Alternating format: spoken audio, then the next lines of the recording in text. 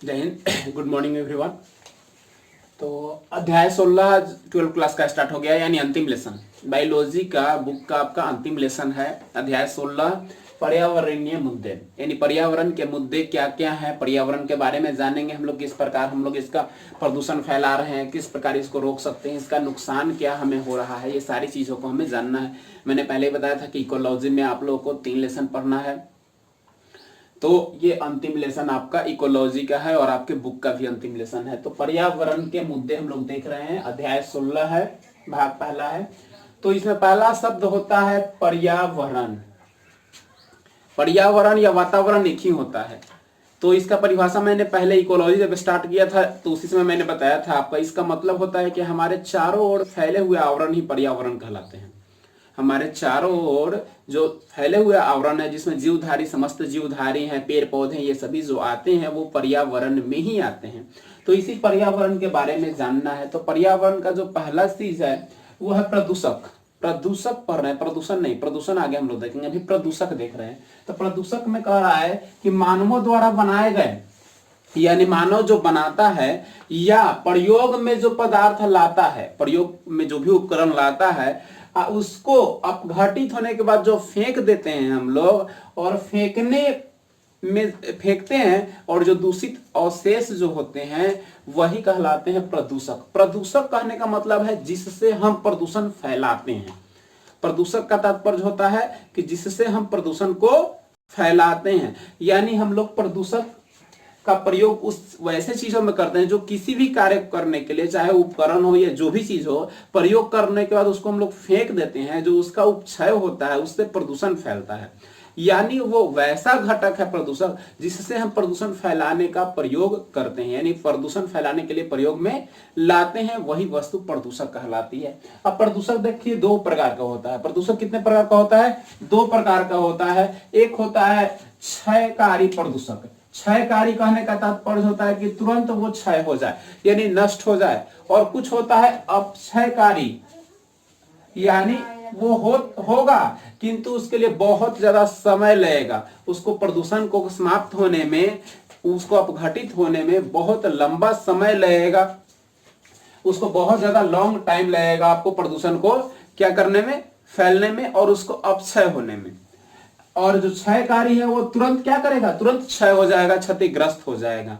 तो देखिए क्षयकारी में क्या क्या है, कागज है, कपड़ा है, लकड़ी है, ये सभी जो चीज है वो क्या हो जाता है, वो क्षयकारी में आता है, यानी जल्द ही नष्ट हो जाता है। यानी कागज है, कपड़ा है, जो ये सब चीज है, वो लकड़ी है, जो क्या होता है धरती के अंदर दबने पर या फेंक देने पर कुछ दिन के बाद नष्ट हो जाता है। तो ये सभी क्षयकारी में आएगा। पूछ सकता है आपसे क्वेश्चन में कि लकड़ी किस प्रकार का प्रदूषक है, क्षयकारी, अपक्षयकारी, नन ऑफ दीज, या दोनों? तो ये सब क्वेश्चन ऐसे दे सकता है। तो ये क्या होता है, क्षयकारी, यानी जल्दी नष्ट हो सकता है। फिर जीवों का मृत शरीर, यानी जो जीव मर जाता है उसको तुरंत अपघट्य कर दिया जाता है। किसके द्वारा? तो सूक्ष्म जीवों के द्वारा। जो सूक्ष्म जीवी होते हैं वो क्या करते हैं, तुरंत जो मृत जीव जंतु होते हैं उसका अपघटन करते हैं, यानी अपघटन करके उसको खा जाते हैं, नष्ट कर देते हैं, और नष्ट करके कार्बनिक और अकार्बनिक पदार्थों में परिणत कर देते हैं। यानी उसको कार्बनिक पदार्थ या अकार्बनिक पदार्थों में परिणत कर देते हैं, यानी उसको नष्ट करके कार्बनिक और अकार्बनिक पदार्थ में, यानी मिट्टी में पुनः मिला देते हैं। अब देखिए अपक्षयकारी में, यानी जो जल्द अपक्षय ना हो, यानी जो जल्द क्षय ना हो, जो जल्द क्षय ना हो, यानी जल्दी वो नष्ट ना हो, जिसमें आपका प्लास्टिक आ जाएगा, कांच आ जाएगा, रासायनिक पदार्थ आ जाएगा, रेडियो एक्टिव पदार्थ आ जाएगा, ये सारे चीज जो है, विद्युत उपकरण आ जाएगा, ये सब जल्दी क्षय होने वाले चीज नहीं होते हैं। यानी ये सभी क्या आ जाएंगे, अपक्षयकारी प्रदूषक में आ जाएंगे। तो आपने देख लिया प्रदूषक किसे कहते हैं, कितने प्रकार के होते हैं? तो 2 प्रकार के होते हैं, क्षयकारी और अपक्षयकारी। अब आगे हम लोग देखते हैं कि मुख्य पर्यावरण प्रदूषक कौन है, यानी प्रदूषक फैलाने वाले प्रमुख जो कारक हैं, प्रदूषण फैलाने वाले जो प्रमुख कारक हैं जिसे प्रदूषक कहते हैं। तो कौन कौन से प्रदूषक हैं जो कि प्रदूषण फैलाने का काम करते हैं? तो पहला आपका है कणकीय पदार्थ। कणकीय, कणकीय कहने का तात्पर्य होता है कण वाला पदार्थ, यानी सूक्ष्म कण, छोटा कण, जैसे कि धूल कण। धूल कण से भी प्रदूषण फैलता है। तो बहुत सारे धूल कण है, रेत के कण है, बालू के कण है, जो कि आपके कणकीय पदार्थ में आते हैं, जो कि प्रदूषण फैलाने के लिए एक कारक हैं, जो कि प्रदूषक हैं। यानी जो क्षयकारी जो पदार्थ हो जाएंगे वो क्या हो जाएंगे, प्रदूषक हो जाएंगे, जो क्या करते हैं, प्रदूषण फैलाने का कार्य करते हैं। आगे देखिए कह रहा है कि गैस, बहुत तरह के गैस है, नाइट्रोजन हो गया, सल्फर हो गया, बहुत तरह के, कार्बन डाइऑक्साइड हो गया, कार्बन मोनोऑक्साइड हो गया, ये सब जो गैस हैं वो कहीं ना कहीं प्रदूषण फैलाने का कार्य करते हैं। CFC देख लीजिए, क्लोरोफ्लोरोकार्बन होता है, ये क्लोरोफ्लोरोकार्बन जो है ओजोन परत को सबसे ज्यादा क्षति पहुंचा रहा है। CFC क्लोरोफ्लोरो कार्बन है, SO2 है, मीथेन है, ये सब जो है, सल्फर डाइऑक्साइड, ये सारे जो गैस हैं वो कहीं ना कहीं वातावरण को, पर्यावरण को बहुत ज्यादा प्रदूषित कर रहे हैं। उससे हमें भी नुकसान है, जीव जंतुओं को, वनस्पति को, सभी को नुकसान है। अगला आ जाइए कार्बनिक पदार्थ। कार्बनिक पदार्थ कहने का मतलब होता है कि वैसे पदार्थ जिसमें कार्बन की मात्रा हो, यानी वैसा पदार्थ जिसमें कार्बन की मात्रा क्या हो, मौजूद हो, वैसे पदार्थ जो क्या करते हैं, क्षति पहुंचाते हैं हमको और जनजीवन सभी को क्षति पहुंचाने का काम करते हैं। जिसमें आपका बेंजीन आ जाएगा, ईथर आ जाएगा, एसिटिलीन आ जाएगा। इसको आप लोग नोट जरूर कर लीजिएगा। कणकीय पदार्थ में धूलकण और रेत, गैस में आप नोट कर लीजिएगा carbon dioxide, carbon monoxide, sulphur dioxide, chlorine, bromine, iodine, hydrogen sulphide.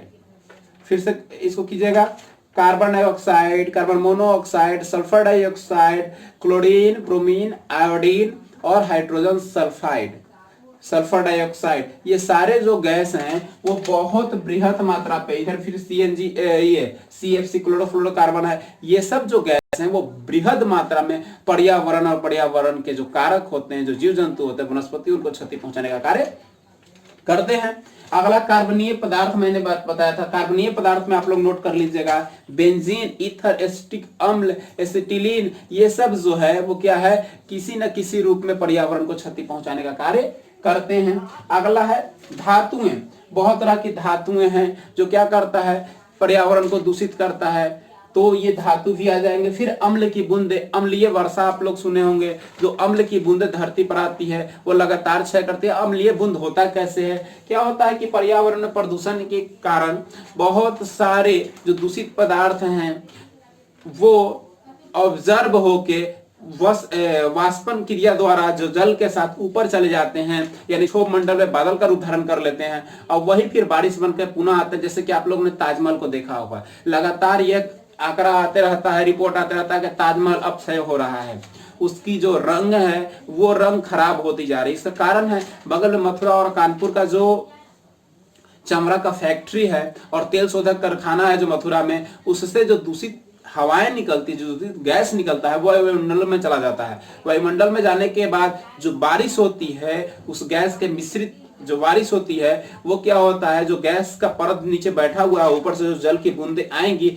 वो उससे टकराते हुए उसको अपने साथ लेके आ जाती है और उसे पड़ती है। पड़ने के कारण क्या, लगातार उसका क्षयन हो रहा है। वो अम्लीय बारिश के कारण है, प्रदूषण के कारण है।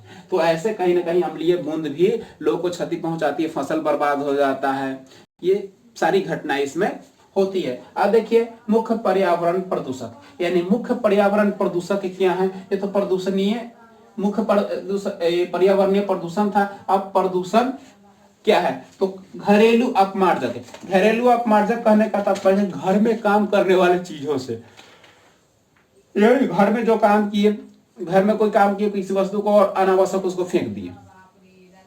घर में किसी चीज का प्रयोग किए और उसका मतलब मान ले कोई कवर है पन्नी का, उसको हम ऐसे ही फेंक दिए।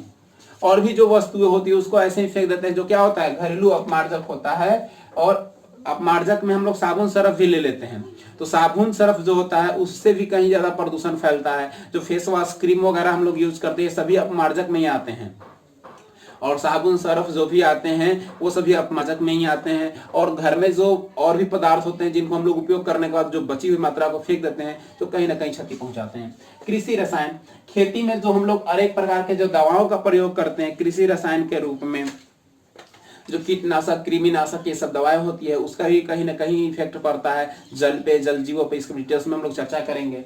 रेडियोधर्मी पदार्थ, रेडियोधर्मी यानी रेडियो एक्टिव जो पदार्थ होते हैं वो, जिनसे रेडिएशन निकलता है, अल्फा बीटा गामा जो होते हैं, वो सारे के सारे क्षति पहुंचाते हैं। फिर ध्वनि, साउंड, फिर कह रहा है कि जैव प्रदूषक, इसके बारे में हम लोग डिटेल से आगे देखते हैं।